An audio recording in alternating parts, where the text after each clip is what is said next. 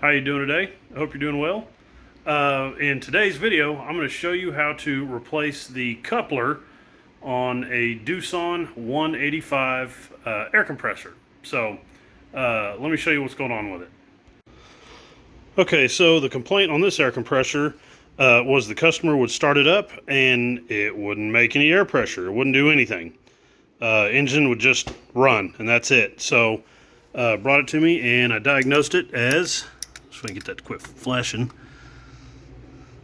There, the coupler is broken. You can see where the rubber is broken away and it's not making contact anymore with the input shaft. So that's the issue. And this is, there's the new gear that goes on the air end.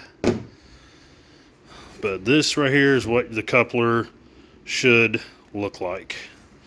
So, and it happens occasionally. These will just over time they'll just tend to break. The rubber will start to deteriorate from heat and heat cycles, and they'll just fail. So anyway, all right, well, let's get into it. Okay, for starters, some of the things that I'm going to have to remove. As you can see, I've already removed the air cleaner assembly. Were attached to the turbo, and to the unloader assembly right here is just, it was big and it was all in the way. So went ahead and just took that out. It was pretty simple. It had just two bolts right here that held the whole bracket on and everything, and then there was just two more bolts on the bracket itself that held these little relays on. I believe one of those is a start relay, and I think the other one was a glow plug relay. So anyway, so for starters, I'll just end up having to get all this stuff out of here, and then we're gonna get this guard out of here, so that way that'll give us room to work. So, all right, I'm gonna go ahead and get this out of here, and be right back. Okay, so now that we have this this guard out of the way, some of the things that we're gonna have to take off here. Got a couple of air lines over here on the side. This is your check valve. So we're gonna have to pull this one off right here, pull this line off right here, and then disconnect these connectors down here, remove this fitting, and then we're gonna remove this fitting because we're just gonna leave this discharge line. We're just going to leave it on the air end because I'm sure there's oil and stuff down in here, and I'm just trying not to drain anything if I don't have to. So, and then after that, it's just all your bell housing bolts, and then it comes right out. So, let's get on it. Okay, so just a really quick little side note. On the side of the compressor, you've got these two air lines that whenever you do take them apart and you're going back together with it, you can get them crossed. So it's usually a good idea to you can get a little pin marker, like I've got a little white paint pen right here, or you can use bread ties or zip ties or whatever, just anything that you can mark, you know, which line goes back into which fitting. So as you can see, I put a little white mark here, and then I mark the line. So that's always just a really good idea, so you don't get those two crossed, because it can cause issues. So let's go ahead and get this line out. And the way you get these out is, see that little collar right there? You end up just having to push. I'll do it again so you can see it. Helps if you, see if I can't get the light in a better spot here. There we go. Helps if you push the line in. It's like I'm lifting up on that line. I'm lifting that collar, the line comes right out. I'm going to do the same thing over here. Push in, lift up on that collar, the line should come right out. It's pretty simple. All right, let's move on to the rest of it. All right, we're going to start off with the two connectors down here. And on this switch down here, it does not matter which way they go because it's just a sensor. So we'll lift that harness up out of the way, maybe. Okay. And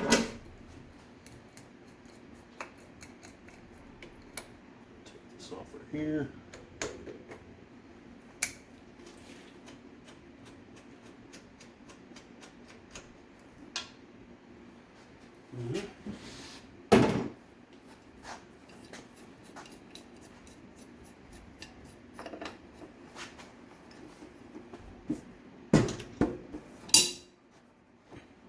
That one off. If I remember correctly, I think this one goes to the oil cooler. Yes, that's got oil in it, so. Be right back. I'm gonna go get a plug for that.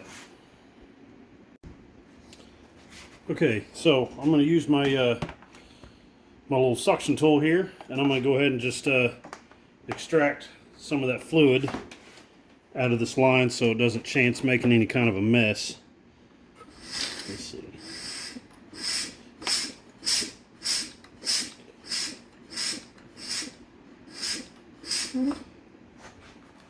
Let that suck that down for a moment. And then whenever I'm ready, I'm going to put a plug in that line just so we keep dirt and debris out of it. So, alright, I'm going to finish this part up. Be right back. Okay, as you can see, I went ahead and got the plug, put in that line right there. This wiring harness is going to be just kind of in my way, so the other end of it plugs in right up under the separator filter. There's another little sensor under there, so we're going to go ahead and disconnect that and get that harness up out of the way. Now we got to get this one loose right here. So let's see if this is going to fight me or not. Hammer. There it goes.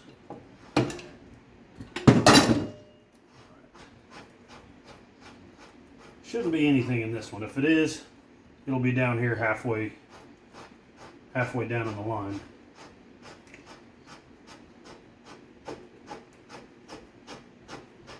There we go.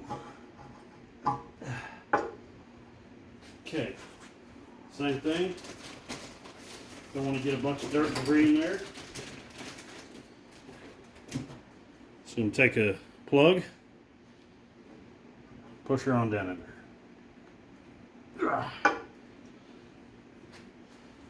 So, alright, at this point, as far as I can tell, all your lines are off. Connectors, everything, air hoses. So now we just got to take out the bell housing bolts, and then this should slide out. So I'm going to go ahead and start taking out these bell housing bolts, and we'll get it from there. Okay, I've got the bell housing unbolted, everything's off of it. Now I'm going to try to just lift this up and slide it back. See? It's not super terrible. Turn it around right here. So, if you can see that, that's where the old coupler broke apart right here. So, and that's what we're in here to replace. Alright. Okay, so now that we have the air end off and it's kind of out of the way, we're going to go ahead and take these 8 Allen head bolts, and you can use either a 5/16 or an 8mm. It's the same size, so it doesn't really matter. So we're going to go ahead and take these off.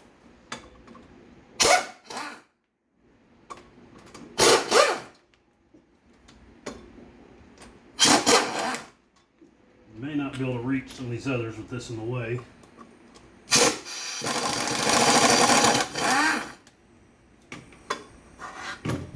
Yep, can't get that one.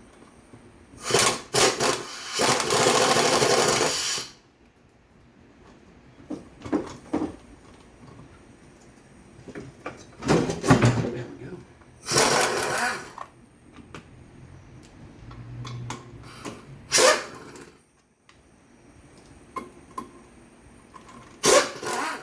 Let's see if I can reach this bottom one now. No, I'll have to use a ratchet. Alright. Okay, I went ahead and took that last bolt out of the bottom, so there you go. That's it. You can see where it's all busted up and broken and no bueno. So, alright, well that's no good. Got that off of there. We're going to go ahead and work on getting the broke piece and the gear coupler off the input shaft on the air end. Okay, so usually whenever a coupler breaks, a lot of the broken pieces will get down in here inside the bell housing and get stuck behind the flywheel. And most of the time you have to unbolt the flywheel if you want to dig out any big chunks, but I'm going to see if I can't just blow these out with a blowgun. I'm also covering up the unloader right here, the inlet valve for the compressor, because I don't want anything falling down in there. You know what, I probably need to cover that up too. Let's see, I'm running out of rags. Here it is.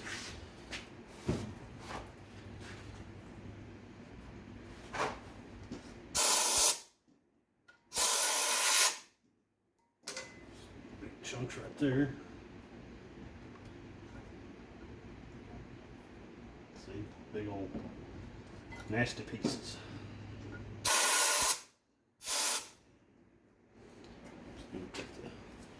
Tip off this blowgun.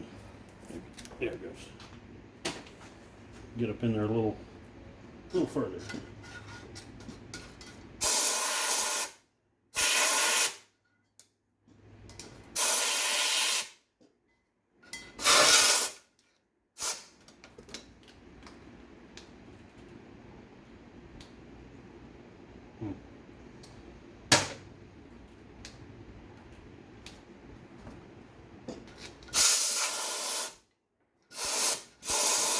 Anyway, you understand what I'm doing here, so I'm trying to get all these chunks out. So I'm gonna have to work on this for a little bit to finish getting all these out. And then as soon as I do that, we'll move on to the air end. Well, just to show you, I did have to take the flywheel out because there were some pretty big pieces caught up inside of here that I couldn't get out with the blowgun. And come to find out, there was also a couple of big pieces stuck up in the little starter housing right here, but I got those out. So it's all good now. Going to go and put this flywheel back in, get her bolted down, and move on to the air end. Alright, so now it's time to get the input shaft gear off. And to do that, there's a little Allen key right here. And it is see if I can't get this to focus in. It's a 4mm Allen to get that out. And before you go loosening that up and taking it off, what I like to do, because it helps with reinstallation, is I like to measure the distance. I'd like to measure how far this is on here, so that way whenever you go to mesh it up with the new coupler, that gear isn't going to be too far in or too far out and only half the teeth are hanging in. So I'll show you where I like to actually measure. See if I can't get a good spot on this. So if you can see on the end of the shaft, it has a taper. I like to measure from the high side of this taper right here. So I'll just give you an example. I've got a little measuring stick here. Let's see. Oh, wrong thing. There we go. There we go. And if you look at it closely, that looks to be 11mm. Let's see if I can get on here right. Yep. It looks to be about 11mm to that outer taper right there. So that always helps if you get a little pre-measurement. And don't forget it. So let's see here. Let's try to get this Allen key out.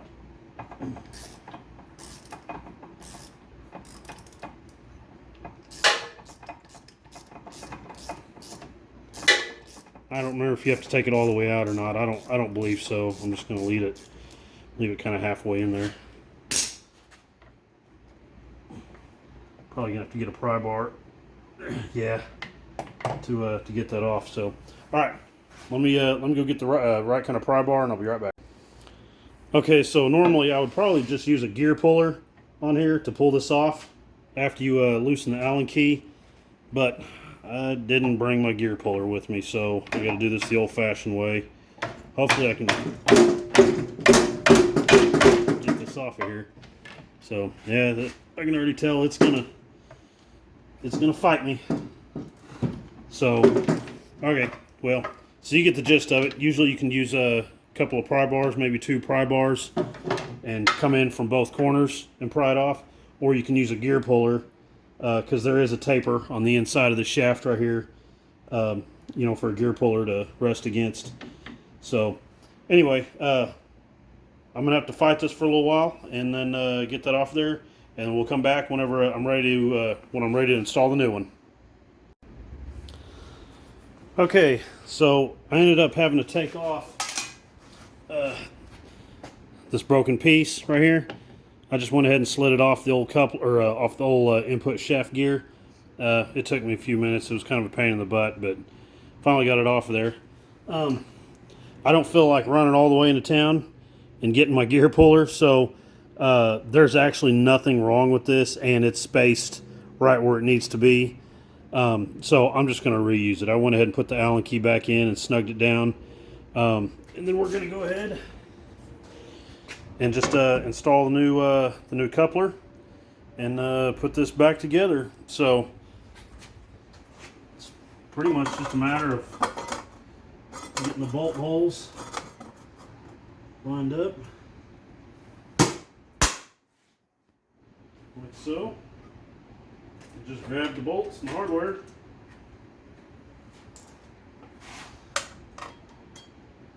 and just start threading them in. So anyway, I'm going to go ahead and get this bolted down, and we'll continue on to the next part. Well, so here's the part that really sucks the worst, is getting this back on here and getting the splines on the input shaft lined up with the coupler.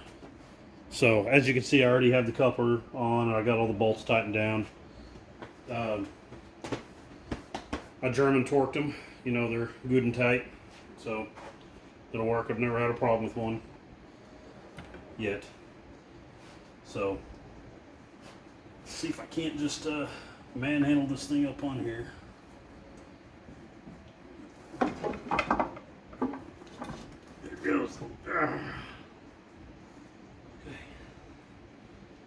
Try to see if I can't get my bolt started.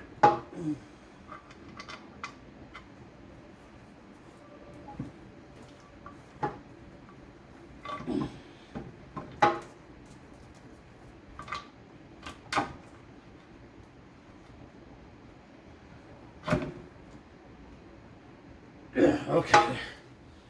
All right. Oof. Well, it took about 5 years off of me. So, all right, cool. Got that lined up. Got that on there. I'm going to go ahead and put in at least just 2 or 3, maybe 1 or 2 bolts up here and 1 or 2 bolts at the bottom. And then I'm going to look down inside this inspection holes and make sure that the splines are lined up evenly with each other. So let me go ahead and get this mounted up on here a little further, and we'll come back. Okay, I got just a couple of bolts in this thing, and it's just enough to mount it up all the way. So you can see there's no gap right here in the bell housing, so that's as far up as it's going to go, so that's fine. So let's take a look inside of here. See where the gear meshes up with the coupler. That's pretty good. It could probably stand to go in that coupler maybe another millimeter or 2, but I mean, that's close enough. That'll be good enough. It's not hanging out, you know, a ½ inch or whatever. So we're going to call that good. So anyway, I'll finish going and getting all the bell housing bolts in, put all the lines on, and try to show you the final product. Okay, everything is finally put back together except for this guard that goes right here. I'll put that in last, but nothing to worry about with right there. Already got the air cleaner assembly in, all the hoses attached, everything. So let's try this thing out for a first startup. Let's see what happens.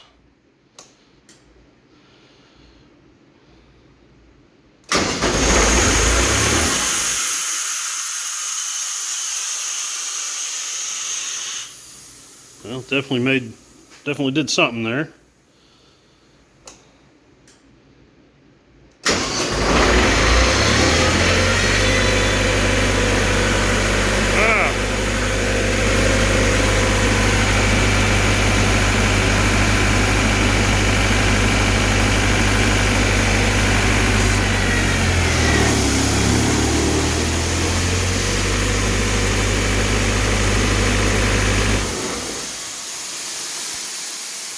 All right, I'd say that's a fix. I know I've worked on this one before, and this thing has a tendency to bog down whenever you load the air, and it'll bog down for a little bit, but after it warms up, it runs great. So anyway, I'll do some little final checks, put that last little cover in there, and call her good. Well, I just want to say thank you for watching my video today. I hope it can help somebody out. If you like what you saw, please just like and subscribe to my channel. And excuse me. And if you got any questions or comments, just please leave them in the comments section. And as always, have a nice day.